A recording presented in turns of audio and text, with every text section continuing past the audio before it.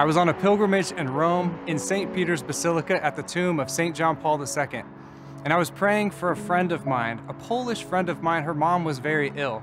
And so I asked JPII for his intercession. I said, John Paul, I know you have a huge place in your heart for the people of Poland. Please help this family in their time of need.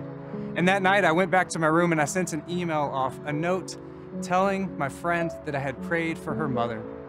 And the next day I received a note back, and you won't believe what it said. And there's really two parts to the email. The first happened 11 years prior, that her mom was already very ill at this time and she had a dream. And in this dream, John Paul was walking in this meadow and there was people around everywhere. And all she wanted to do was reach up and grab the hem of his cassock. But being too weak and with the crowd too large, she decided she couldn't get to him. So she decided to just lay in a rut in the grass and wait for him to pass by.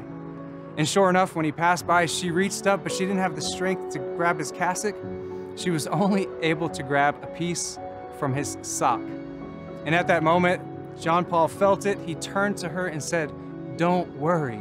Soon we'll have all the time in the world to talk." And the next day when she woke up in real life, JPII passed away that day.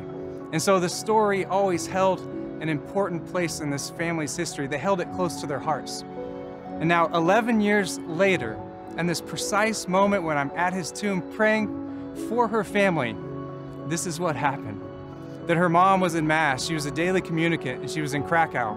And a religious sister approached her after Mass. She had never met her, never seen her before. And the first thing she did was she handed her a rosary and simply said, "This is from the Pope." But what happened next will really blow your mind. She said, "Come with me."